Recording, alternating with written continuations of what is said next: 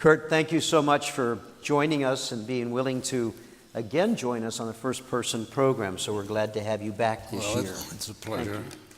Well, you have a great deal to share with us, so we'll jump right in if that's okay with you. Sure. Adolf Hitler came to power in Germany in 1933. You were 6 years of age when you left Germany with your parents in 1936. Before we turn to your parents' decision to leave Germany and what that meant for you and your family, tell us what you can about your family and their lives prior to Hitler and the Nazi Party taking control of Germany, those very early years. Well, as you indicated, my mother's family had lived in Eilendorf for so many generations, which made it very difficult for her to think even of leaving. I always think that the people we have to thank for changing my mother's mind actually included the Nazis, because they frightened her so with their activities that she realized that my father's decision to leave Germany was probably the right one. And she eventually obviously agreed to that. Yes, of course, they did. So tell us a little bit about your parents. Well, my father, as you indicated, was a chef because he had trained as a chef because his father, my grandfather, had a small hotel in a city called Würzburg, which is a college town. And it just so happens that sometime after I met Jill, I met through Jill, a man who actually knew my grandfather and had eaten in the dining room in that hotel while he was going to medical school in Würzburg. So you met him many years later. And I met him, yes, here in Manhattan, in fact, is where I met that man. And it was amazing because, of course, I never knew my grandfather. I knew my other grandfather, my mother's father, because he was still living in Eilendorf. And so, but his wife, my grandmother, Jill's, had died some time ago before that of natural causes, and she was no longer living when the Nazi activities began. When they came to power. Your father was a veteran of the First World War, yes, wasn't he? He was. What do you know about his service? Well, he was very fortunate. He came from the area of Bavaria, and in the First World War there was still a king of Bavaria. And my father, as a cook had been assigned to the entourage of the king of Bavaria to help, and he did cooking for. He was the chef to the king. Yeah, well, for the king, but also for a lot of other people who were involved with the king and the war. And he said, well, at least being in that position, he said he was never hungry during the war. Right. And not the usual circumstances. For kings. Kurt, how large of an extended family did you have? It's hard for me to remember everything, but my mother had quite a few cousins living in the area of Eilendorf as well. My father, of course, his relatives were further south.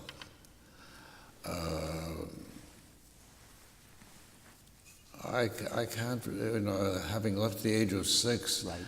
It's hard for me to remember many of them really graphically. So some of my knowledge comes through my parents. Right. But my mother had 2 sisters, one of whom died right after the First World War in one of those flu epidemics. I think it was called the Spanish flu at that time. 1917. Yeah. And she was not married at that point. But my mother had another sister who had 3 children and also lived in the area, and she was married.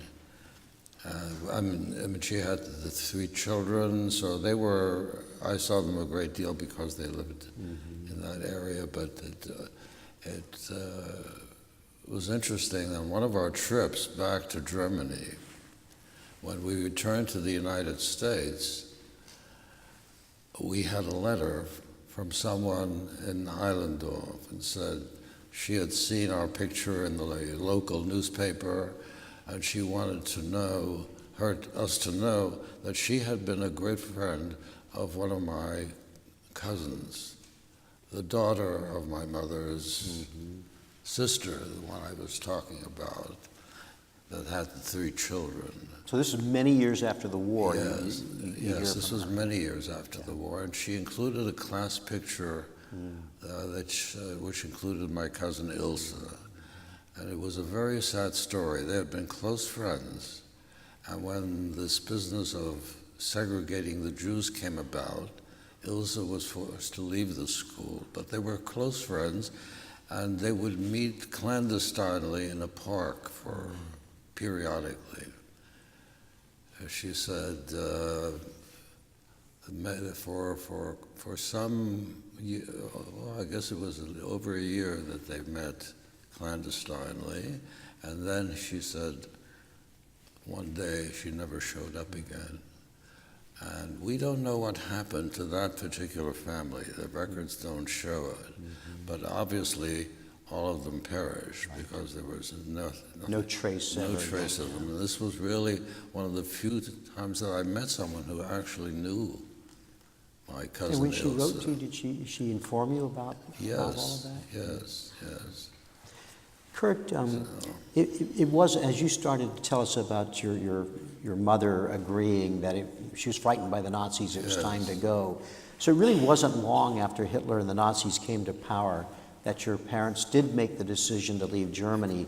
Tell us what the circumstances were like that caused them to leave. My father's initial choice had been the United States because he had a brother here who lived in New York, had left Germany shortly before the First World War, and my father had visited him several times after the First World War, but before he was married. Uncle Max, who lived in Manhattan, and he was also in the meat business. My father was very impressed by the United States and kind of thought if anything ever happened, that's where he would go.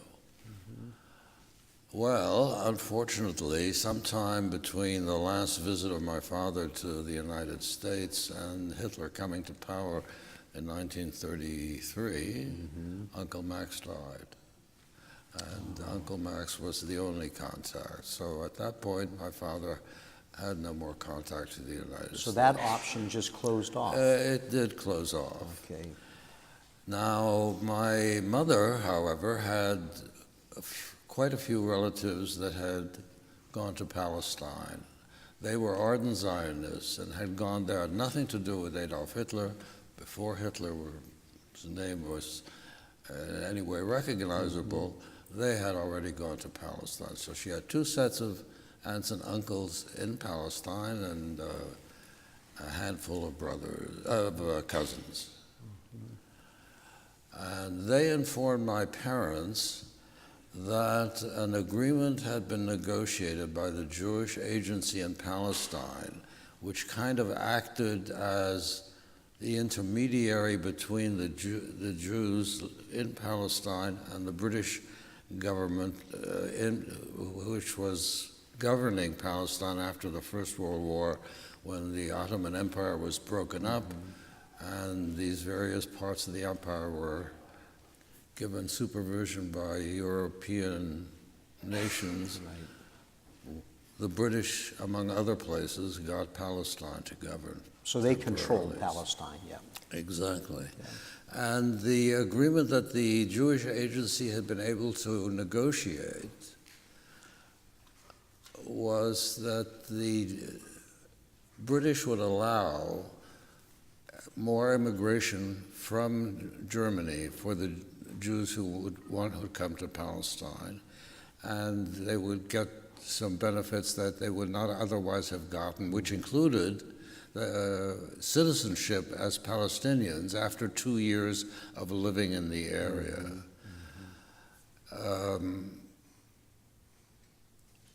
And so when my father heard that, he looked into this possibility of going. And about 10,000 German Jews actually went to Palestine under this agreement, including the three Paulies. Right. And so you finally were able to go to Palestine in 1936. Yes. So you lived under Hitler and the Nazi regime for 3 years. Yes. What do you know about what that period of life was like for your family? Well, of course, my parents at that age were able to shield me from a lot of exposure to that. But I do know from later conversations that we had, my mother was very frightened as a result of that. First of all, my father was forced to close one of the newest stores that they had opened shortly before Hitler came into power, and shortly after that, they forced him to close that store in Aachen. And it was a very new and bright store, and it was going to be a big factor in their business, and they were forced to close it. So that was a clue that things were not going to go too well under the Nazi. And my father had also always been very interested in the political situations wherever he lived. And he always followed the various political activities that took place, and he realized that if the Nazis ever came into power based on their philosophy, it was not going to be good for the Jews, and that turned out to be the case. And so he was very disappointed he couldn't come to the States, but when this other business came up of it going to Palestine, he felt that this was an opportunity not to be missed. And he didn't. But when you were in Germany, you had a nanny. Yes. Tell us a little bit about her, but also go fast forward a number of years when you met her many years later. What did she tell you? Well, after the war, the Historical Society of Eilendorf invited Jill and I to come to visit. This was in the 1980s, right? Yeah, the 1980s. And I'm sorry, 1960s, I think. Oh, right? yeah, I'm sorry. 1960s, yes, excuse me. 1960s. And we accepted, and we went.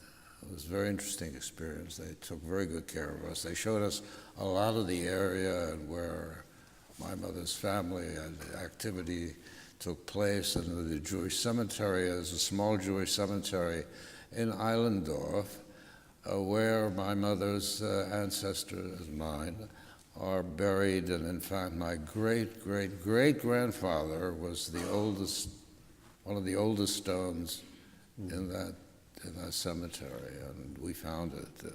They had cleaned up the cemetery, which had been somewhat disturbed by the Nazis, and restored it, and it looked quite good. And the other surprise was they had been able to find the nanny that I had. My mother worked in the business, so she needed a nanny for me. And they found her. She was still there. She was single. She never married. And we had a reunion. Of course, I wouldn't have recognized her, obviously, because so, there was more quite a than change. 30 years later. And she wouldn't have recognized me. But we were both very happy to have that reunion again. And she had some memories that she shared with you. Yes, and she had pictures that we didn't have. And we have some of those that we got copies of. If I remember correctly, she told you she had memories of Nazi brown shirts standing outside the family business, Yes. telling people to not buy here, to not go here. Yes, yes, that which was common. This was was common, nothing unusual. During that period, because you were 6 when you left for Palestine, you started school. What do you remember what that was like for you? Well, fortunately, there was a Jewish school in Aachen. I didn't have to go to the public school because the children who did have to go to the public school frequently had very unfortunate things happening to them. They were taunted by the other children, and so fortunately I was able to go to the school, but I had to take the trolley to go to the school. Which 6 was years old, you had to get on the trolley. And which made my father a little bit nervous that I was going all by myself to Aachen every morning on the trolley, and sometimes he would follow the trolley to see that nothing happened untoward, and nothing ever did. I have no memory of anything untoward ever happening on that trip, but it was very good that we had that school available. And the funny thing is, the Nazis insisted that children go to school, Jewish children as well, even after they came into power, and you had to go to school. So you, fortunately, as you So said, you had a fortunately, choice that yes. you could go to, yeah. And then, of course, in the summer we left. And Tell us, Kurt, about leaving Germany. Tell us what you remember, what that was like for you. You've said to me that it was very difficult for you to leave, and you had to say goodbye to your grandparents. Right. The picture you saw before, With you in front of that with fountain. me in front right? of a fountain, was on one of the trips we went to say goodbye to my mother's, my father's mother, my grandmother, your grandmother. my paternal grandmother. And my father had tried to get more members of the family to go with us to Palestine.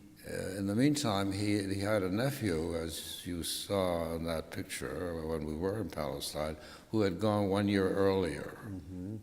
Walter. Right? Walter, yeah, my cousin Walter, who was much more like an uncle to me because he was so much older than I was. So we went several times to see my grandmother, and of course we were living in Eilendorf where my mother's father was living. And we tried also to get him to come with us. And their belief was that they were old people, they were retired. They said, oh, you know, what are the Nazis going to do to us? You know, we're not in business anymore. They had no idea, of course, of what would happen, and neither did we for that matter, but my father felt that it wouldn't be a happy event for anyone to remain in Germany. But the grandparents' generation. Well, yes, but even the younger generations were not willing to go. My mother's sister with her 3 children, they felt that things, you know, perhaps wouldn't be as bad as we feared, and that was not unusual at that period. That and somehow, of course, later, that somehow Nazism would blow over eventually. well, eventually. Yeah. But of course, that did not happen, and we have no idea what happened to my mother's sister and her family. The records don't show it; they were probably lost. We do know what happened to my grandparents. Both of my grandparents were sent to Theresienstadt. For some reason, my grandmother and the Jews from Würzburg were sent to Aachen, where there was an old age home for Jews, and for a while she was in the same place where my grandfather came. And later, when we went to Aachen, we went to the house where we had lived, which was my grandfather had sold to his former apprentice, and that family was still in the house. And their son was now running a butcher shop out of that This, house. on a trip back, I think this Yes. one was in the 1980s. That's So right. still living in the house that they'd bought from your parents. And I remember the first time we went through, and you showed us the house again. I had some memories of the house. I remember looking out of the room that I lived in. I would look into the garden next door, which was always very lovely. And later, when we sat down and talked to the people, he looked at me and he said, "I saw when you were in the kitchen."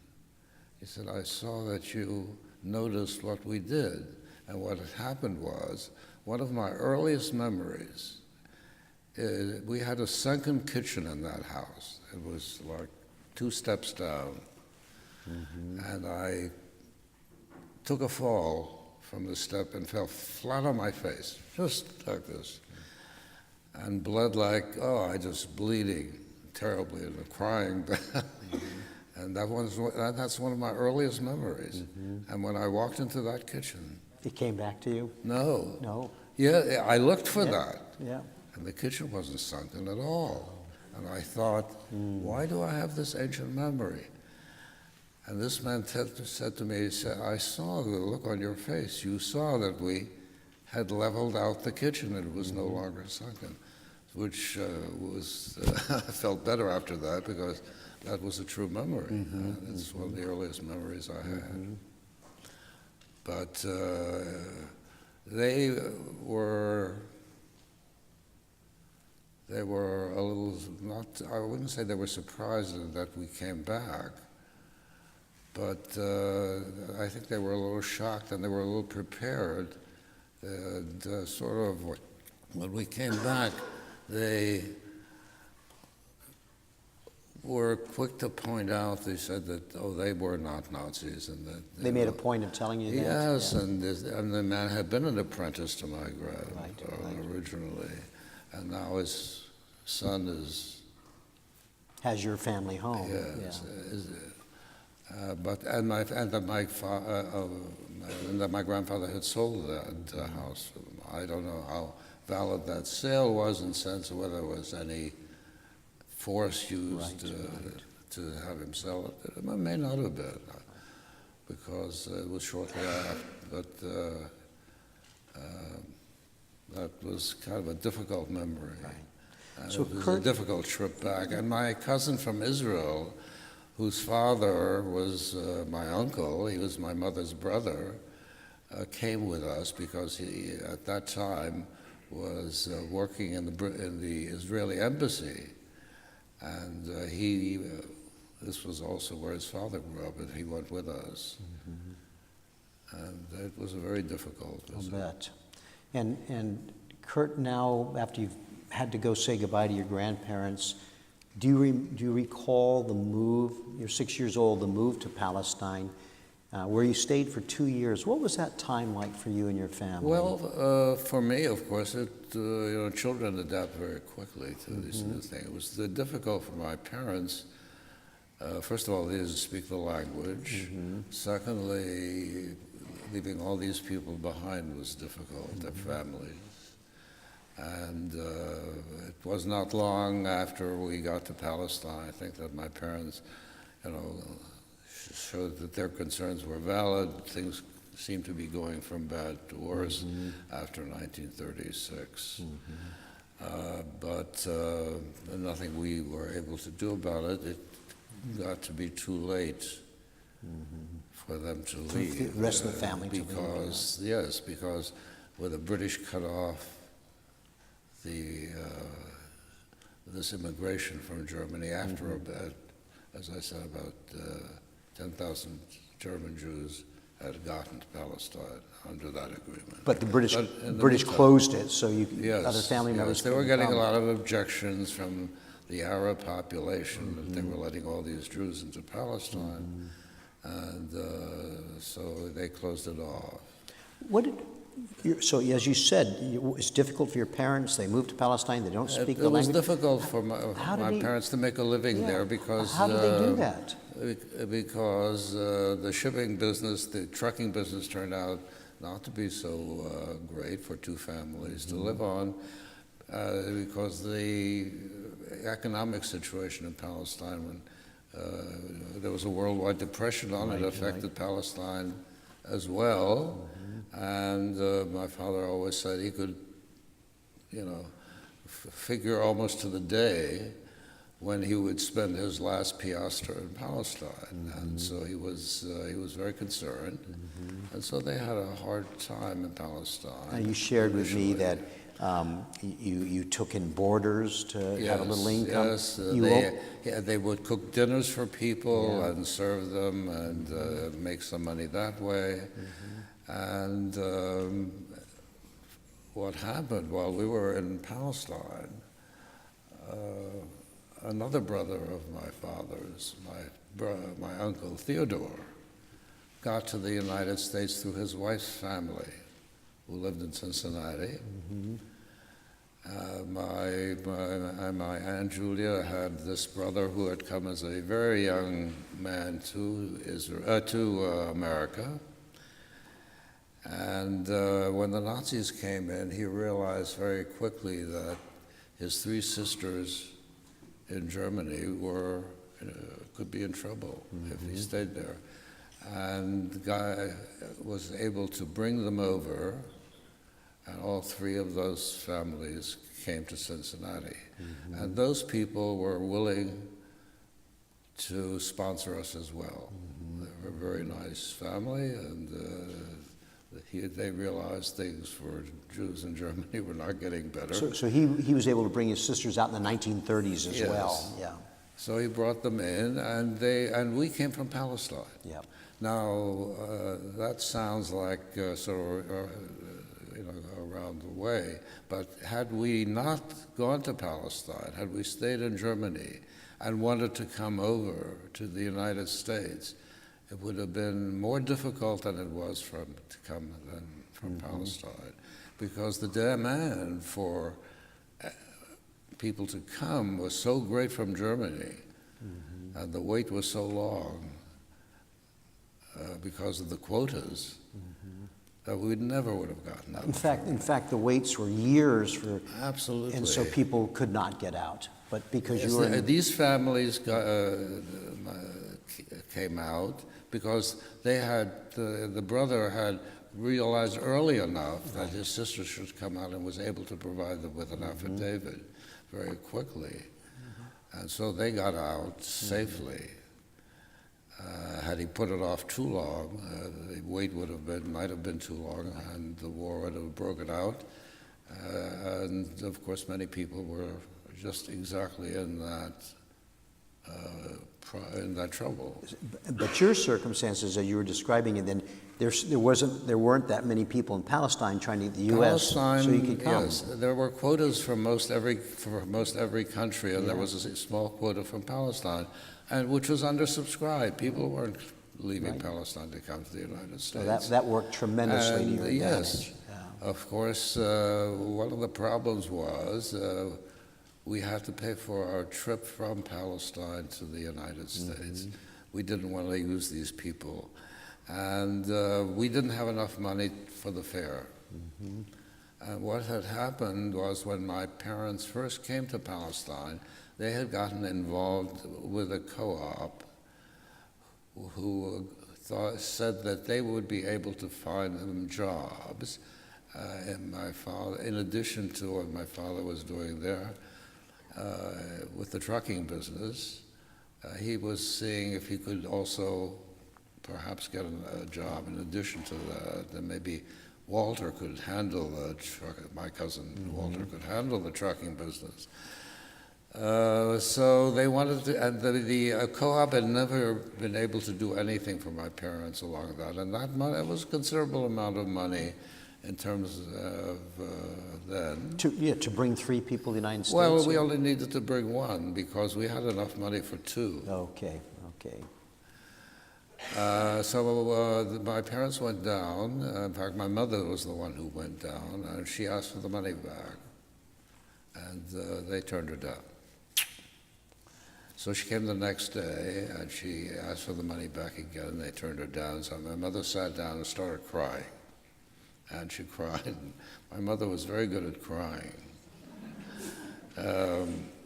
And she did that for, I think, over a week.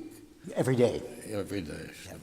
And they finally couldn't take it anymore, and they gave her the money back. And we had enough money then to make the trip, because we had to take a boat from Haifa to Marseille, to France. Mm-hmm. And then we had to take a train up north to catch a British liner, which came into Le Havre, which was northern France. And from there, we would come to New York.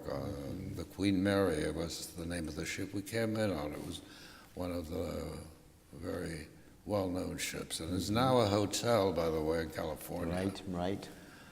And on one of my trips to California, I actually stayed in the Queen Mary. And as we were walking to the rooms, which were the first-class cabins, it had been the first-class cabins on the ship. We didn't travel in the first-class cabins, obviously.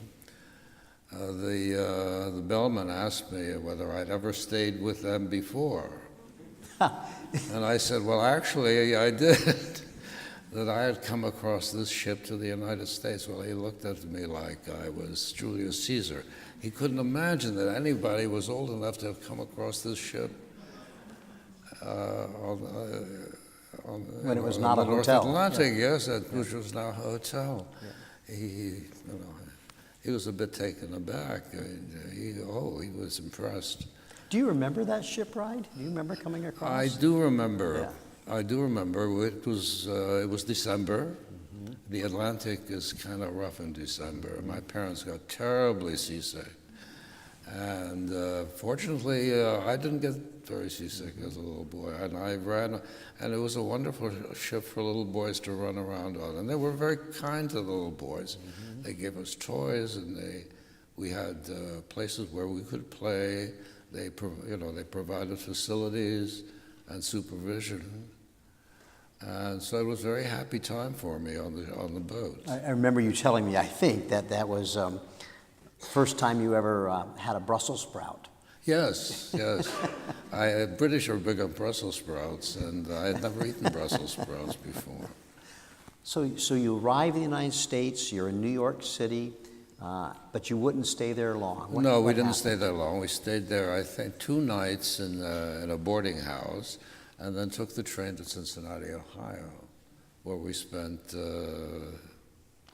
the years until I graduated from high school at the age of 18. And that's where your father's brother was in Cincinnati. Yes. Mm-hmm. Well, all 3, yes, my father's brother, mm-hmm. and the other 2 sisters and their family as well. And we lived in we were able to get an apartment house. Now, my father had a little trouble getting a job because the depression was on in the United States. Yeah, this is 1938. You're in Cincinnati. 1938. It was December 38. It was almost 39. And he started looking for a job and had great difficulty.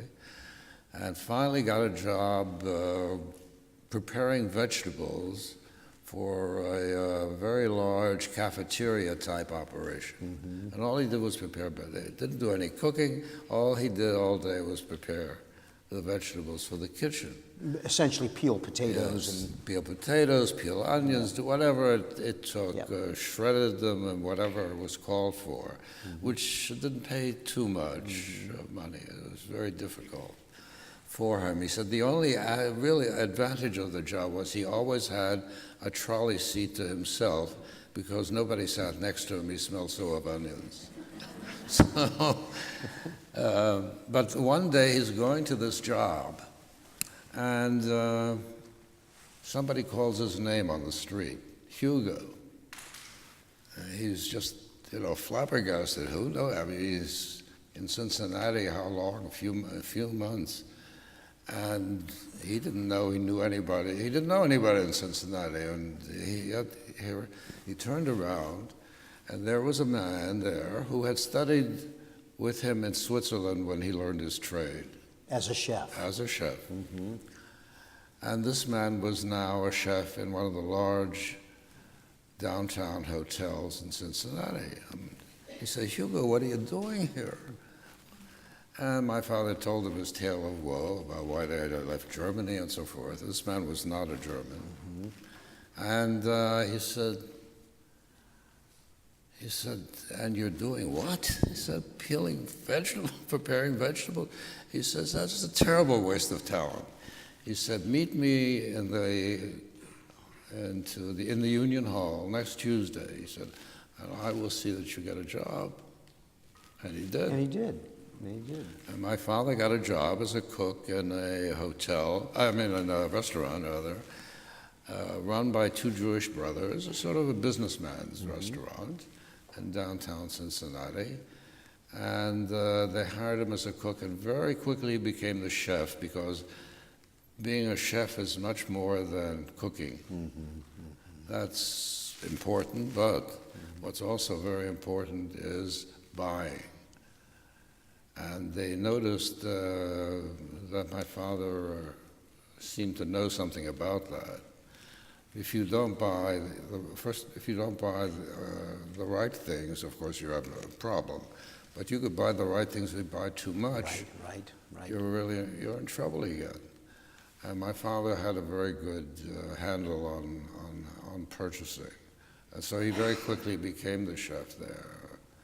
Until later, he set up himself with an acquaintance, and they opened a bakery. Mm-hmm. In Cincinnati. Together in Cincinnati, mm-hmm. actually across from the apartment house where we lived. Well, tell me about you, though. So you arrive in Cincinnati, you're 8 years old. I'm 8 years old. I speak no English, no of English. Course. Okay. I speak German, speak Ivrit, which was modern Hebrew, mm-hmm. No German. And it's December. I'm sort of in the middle of the school year. Yeah. What do they do with me? But I had to go to school. Right. So they put me in the first grade to learn English. And there was a little boy in that first grade. But you're sitting in a classroom with first graders. With first graders, yes. Yeah. And there was a little boy in that class who spoke German as well. Mm-hmm. He came from a family where a lot of German was spoken in the home as well. And as I said, I think earlier, German heritage was quite common in Cincinnati, because they had had a lot of emigration for various reasons over the years. Mm-hmm. And they had beer gardens a la German, and they still have them in mm-hmm. Cincinnati. And this little boy came from a home, was able to speak to me. He was my translator. And he was a legitimate first grader. Oh yes, he was a legitimate first grader. Yep. But he thought it was great fun. Yeah. And he was very helpful, and I very quickly learned English. Mm-hmm. At that age, you do learn a language pretty quickly. And by the end of the year, I was in the second grade. Mm-hmm. And then advancing from there. And yes, and I made up even one more year when I went to high school, and still graduated from high school at 18. No, at 18. How about your mom? How was her adjustment? Well, my father had told her about what a wonderful country America was from his visits. Mm-hmm. He said, "Oh, you don't have to worry. You'll do fine there, and all the hard work in the United States is done by the black people. So you don't have to worry about cleaning your apartment. You'll have a great time," which I guess was true, really, to some degree. But the Depression was on, and we didn't have any spare money to have people come in and clean the apartment. So my mother ended up having to earn some money herself, and she went out to clean apartments. So she became a domestic worker. Yes. Yep. She always used to poke fun at my father's because he had convinced her how easy she'd have it in the United States. But after the war started, of course, conditions economically got better. Right, right, right. And, So the war. So when you got to Cincinnati, 1938, the war began in 1939, but we didn't enter until December 41 with Pearl Harbor. That's when things changed. And in fact, I remember Pearl Harbor Day very clearly because the restaurant that my father worked at was going to open an additional restaurant in the suburbs near where we lived. And on December 7th, my father wanted to go out to check out how the kitchen was coming along. Okay? Well, it was just another Sunday. Another Sunday. He wanted to see how the kitchen is getting along. And he took me with him. And we walked because it wasn't that far. And he examined the kitchen, and he was very happy. Everything was coming along very well. And we started walking back, and people are all over the streets, and they're talking to each other, and you know, it was very unusual. It was a hubbub. And finally, we learned from someone on the street that Pearl Harbor had been attacked. And my father said, well, things are going to change if we're at war. But it did have a big effect economically on us, and my parents were able to make a much better living after the war started. Kurt, when you first left Germany, went to Palestine, then later to the United States, for how long were your parents able to remain in touch with family in Germany? Stay in touch with grandparents? Well, yes. Well, until we came here still. So we up were until still 1938. In 38, they were still in touch. But the letters were beginning to change tone with my parents, apparently. I was too small, really, to have kept the first. But I noticed on my parents, they seemed to be more worried about the people they had left behind in Germany. And at some point. And then and then they lost contact. And we now know at least what happened to some of these people, because the Germans were very careful about keeping records. And in fact, I checked through the museum, I checked some of the records myself. And another thing that happened was when we left Palestine, my mother's brother, my Uncle Alfred, who had been picked up on Kristallnacht and thrown into jail, and the only way he could get out of jail was to show he would leave Germany. Okay. And so his wife decided, well, she'd have to look around and see where they could go. She started to make the rounds of the German consulates in her area with no success. And finally, the only place she hadn't gone to was the British consulate in the area. And she thought, that's a waste of time. I'm going home. Maybe another day. That day she was very down. And then she changed her mind. She said, oh, well, I'm here already. Let me do it. And my aunt was a very attractive woman. And she gets to the British consulate, and she tells them that they would like to emigrate to England. And, well, of course, he knew what the story was, why they wanted to go to England. He looked at her, and he said, Madam, he said, I can't get anybody into England right now from Germany. He said, but you're Jewish, aren't you? And she figured, well, that's the end of that. She said, wouldn't you be interested in going to Palestine? That's sort of considerable interest to Jewish people. It's your history. And she already had people in Palestine she knew, including his sister. but they had not gone when they could have. With the way you, we went, they were that had been shut. So she said, "Oh yes, we'll go. We'll take the visitor's visa." And February, we left in December. In February, they were due to come to Palestine, and they did. And they did. And when their visa was up, they went into hiding. In Palestine. In Palestine. So the British couldn't find them. And she had people in Palestine, they knew, they helped them considerably. And then, of course, the war broke out shortly, in August. And the British weren't sending anybody back to Germany after that, and so they could come out of hiding. So they were okay. My mother had her brother in Palestine with his family, and with my cousin, he had one son,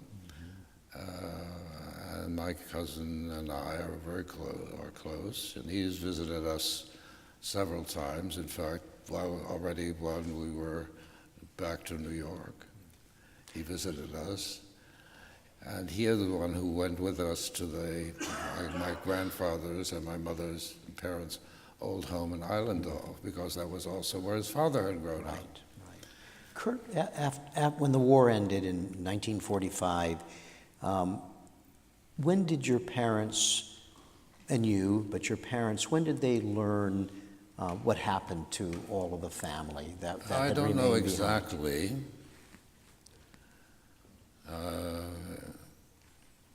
But it was shortly after the war, and they tried to make contact with people and write to people. And my brother wrote to people who, non-Jews, and that they had some that she used to know in Eilendorf and so forth. And it's very quickly they learned what had happened. And my mother always had some hope that maybe one of her nieces or nephews might have survived, even if the parents didn't survive. Right. But there was no indication of anything, very much. And we never heard about her sister again. Even here through the museum, I was not able to find anything. And of course, the story is that some documents were lost or destroyed in the war. And perhaps this is what happened. So because there was never any contact, they knew where we were to some degree, in Cincinnati. So to this day, you know how some of your family members perished, but others you have no idea. Yeah, and I had a second cousin who survived. Her mother had hidden her in a convent in Belgium, which was not totally unusual either, and had a great deal of trouble getting her to come back with him. The father had died, he had been caught up, but the mother had survived, and she came back for her child, and it was difficult for her to convince the child to go with her. But eventually she did, and she came to the States and married another survivor. Kurt, if you don't mind, I think we have a few minutes to turn to our audience before we close the program. See if they have some questions they'd like to ask you. How does that sound? Okay. We have a few minutes for some questions. We have 2 microphones, one in each aisle. If you have a question, could you go to the microphone, try to make your question as brief as you can, and I'll repeat it just to make sure that we hear it properly and Kurt can answer it. I'm going to ask that you hopefully will stay with us through the short question period, because I'm going to turn back to Kurt in a few minutes to close the program. And we would love to have you be here for that. So anybody brave enough to go to the microphone and ask a question? And if not, I'll ask a couple more, but... I promise not to bite anyone. Well, oh yes, we have one right here. Great. just kind of relates to your life here in the United States. So after you moved here, how was your life? After you moved here, how was your life? Yeah, I just want to know, you know, did you have a good life Oh, here? when I adapted very quickly to the States because children adapt. Yeah. And they meet other children. And you learn the language very quickly. And my parents adapted too, but it was much harder for them, obviously, than for me. And of course, I consider myself an American, which I am. And just as a small point, by the way, which we'll talk about, I became an American citizen through my parents, okay, because I was a minor. And they became American citizens. And after 5 years, you could become an American citizen at that time. And one of the reasons we were not enemy aliens when we came here was we were Palestinians. Right. If you look at because after 2 years you became a Palestinian under the agreement that this Jewish agency had negotiated.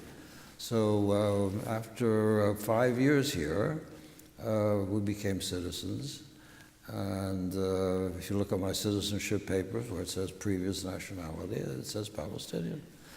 There's no indication that I was ever German. So had you come directly here from Germany during the war, you might have been considered an enemy alien. Well, yes, but the other problem was, as I said before, it was very difficult to get a visa to get here to the United States from Germany because it was oversubscribed. People had numbers; they were assigned numbers. These numbers would have carried well after, would not have been usable till after the war. After the war, right. These people. I think we have one more question. Thank you very much. We have time for, I think, one more question here. Thank you for sharing your story with us today. I'm wondering, what was it like to grow up as a child during World War II in Cincinnati? How did the war affect you? Did you participate in scrap drives or anything like that a lot of other young people did in the 1940s? I'm sorry, Good question. participate in what? Yes. What was it like for you to be a child in Cincinnati during the war years? Do you remember participating in scrap drives or rationing or any of those kinds of things? Scrap drives and some rationing. We didn't have a car, so we didn't have to worry about getting gasoline, which was very, very strenuously rationed. And children adapt very quickly and treated me like I was another child. I made friends, some of them who were also people that had come to the United States from somewhere else, immigrants, mostly German immigrants because my parents also had friends who had children and so forth. And in school, I felt very much at home, fortunately. So at 18 in 1948, and when my parents left, that was a little difficult because I had planned on going to the University of Cincinnati because as a Cincinnatian, you paid very little to go to the University of Cincinnati. And now my parents had decided to move to New Jersey, and that was all new for me. And what I decided was I would get a job and earn some money to help me eventually get to some university. And that's when the draft caught me. Mm-hmm. But as you indicated before, I had an accident which kept me from going out of the country. Right. During the Korean War. Yeah. Yes. During the Korean War, I had signed up for OCS, Officers Candidate School. And my class didn't start for something like 7 weeks after the completion of my Of your of basic my training, my basic training, which had been in the artillery as well. And they said, oh, well, good, we know just what to do with you while you're waiting. We're sending you to leadership school. Leadership school was for people who were becoming non-commissioned officers. They said it'd be very good for you. And it was. I lost all the excess weight that I had gained in basic, believe it or not. And we double-timed everywhere we went and so forth and so on. And in the 6th week, I had an accident. We were setting up a light artillery battery, a howitzer battery. And you're supposed to have 6 people to move a howitzer. We had 5. And they said, oh, no problem, you can do it with 5. Well, we were doing it with 5, and when we moved the 2nd howitzer, I tripped over some stones and fell flat on my face. And of course, I let go of the trails. And I left 2 people on the trails, which was kind of tough. And the guy in back of me was being pulled by the howitzer over me, and he let go of the trails. Well, the poor guy was left with the trails in his hand, couldn't hold them anyway, and they dropped on my foot. And that turned out to be a very serious injury. I, of course, passed out immediately from pain, and next thing I knew, I was in an ambulance going to the base hospital. And some sergeant, they told me, some master sergeant who had seen all this, came running over and he happened to have a bayonet with him, and he cut off my boot, which was very smart because my foot was blowing up. And this way it was easier to get my boot up. And when I came to the hospital, the admitting doctor said to me, he says, you always have that deformity on your foot, son? I said, no, sir. He says, well, I think you're going to have an operation. So he said, but don't worry. He said, we're pretty good around here. It turned out that the hospital was the orthopedic center for the southwestern United States during the Korean War, because they set up these centers because people coming back from that area could go then to the center for their work, and they weren't in some hospital that was in, they lived in the southwestern United States, they weren't in some hospital in Maine, let's say. This way, there was a chance they could get visitors, they might be able to go on leave to their home.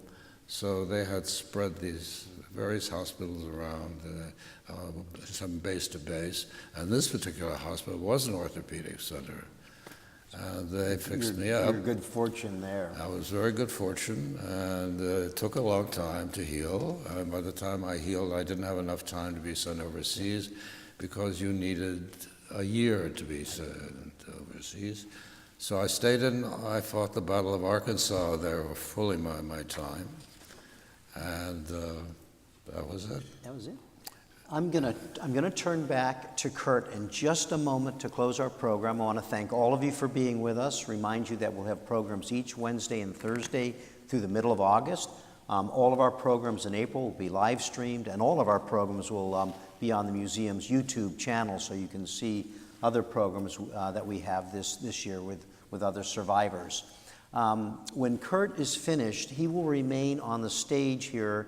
So if you want to come up here and ask a question because you didn't get a chance to ask it, or just say hi to him, or get your picture taken with him, please feel free to do that. Just come on up on the stage. It's our tradition at First Person that our first person gets the last word. And so with that, I'd like to turn it back to Kurt to close our program. Well, I guess the last word is I feel very American. And in addition to having not been sent to Korea as a result of this accident, I was a disabled veteran as a result of this accident. And when I was being discharged, I decided that I would need a sitting job, probably because of this. Because at that time it was still, bothering me a little bit. And I had I couldn't walk as far and as quickly as I might have otherwise. So I decided to become an accountant, and I thought, because accountants can sit at their desk a great deal of the time, so I thought that was a good idea. And I signed up. We lived in South Jersey, and I was fortunate enough to be able to get admitted to the Wharton School at the University of Pennsylvania, and as a disabled veteran, they paid for everything. And not that I didn't work for it, I worked very hard for it, and did graduate with honors, which made it very easy, even easier to get a job, of course. Thank goodness for the GI Bill, right? For the GI Bill, yes. I always tell people my rich uncle paid for my education. Well, most people, their father has to pay for their, or they have to pay for it. But this way, my rich uncle paid for my education. I think he got it back. It made it possible for me to probably pay more taxes than I would otherwise have had to pay. Well, thank you, Kurt. Thank you very much. Thank you.